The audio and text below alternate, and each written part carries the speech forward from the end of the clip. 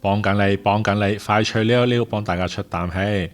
咁樣唔得，咁樣又唔得，網友真係好難服侍啊！屠龍小隊案被告劉佩瑩近日終於獲英國批出難民嘅庇護。嗱，如果係一般真正嘅難民嘅話呢，獲得庇護身份可以話係謝天謝地啊！但係喺劉佩瑩呢一位極品嘅眼中，身份獲批唔係恩賜，而係一場破壞去享樂嘅災難啊！到底呢一位大小姐喺度不滿啲乜啊？原來按照大英帝國嘅規矩，一旦晉身成為正式嘅難民，就必須喺42日之內執好包袱，搬離由內政部免費提供嘅難民住宿。而更加令到劉佩瑩咬牙切齒嘅就係，原本嗰一份專門為等待庇護者而設嘅大學全額獎學金，亦都因為佢嘅身份轉變而見財化水。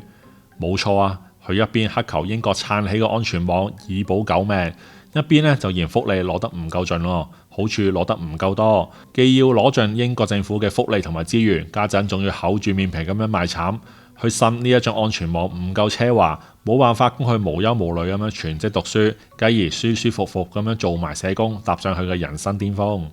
或者有人會問啦，網友平時唔係成日擺出一副高尚情操嘅姿態嘅咩？點解一去到英國就露出貪婪嘅真面目，連扮都唔扮啦？答案其實好簡單㗎咋，原來劉佩瑩嘅老本已經被依法充公啦。佢作為屠龍小隊案嘅脫罪被告之一，喺2024年8月獲判無罪釋放之後，原本以為可以拍下個囉柚就當冇事發生，點知喺同年嘅10月，佢又因為涉及另一宗案件而被警方依法凍結戶口。雖然咧就扮晒無辜咁樣喺度問點解啊，但係咧好快就執晒行李，藉口去台灣旅行，暗渡陳倉，轉飛英國嗰度尋求庇護，走得仲快過賊啦。今年法庭裁決啦，將包括劉佩瑩在內等3名被告涉嫌資助恐怖主義活動嘅67萬港元資產全部充公。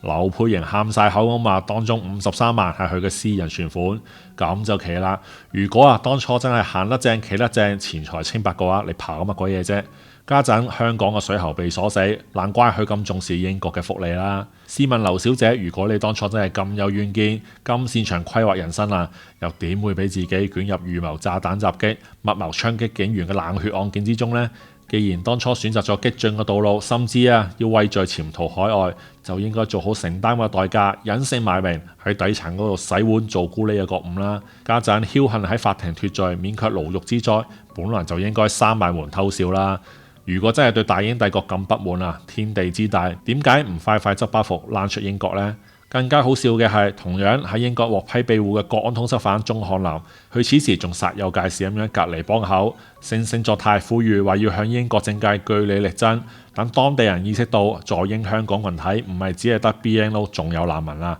英國政府同埋當地嘅納稅人，如果日日都要面對呢啲食軟飯最嫌反眼嘅無賴，恐怕真係淨係可以喊3聲啦！真係唔知黑咗幾多世，先至會喺垃圾堆嗰度執到呢啲咁嘅極品。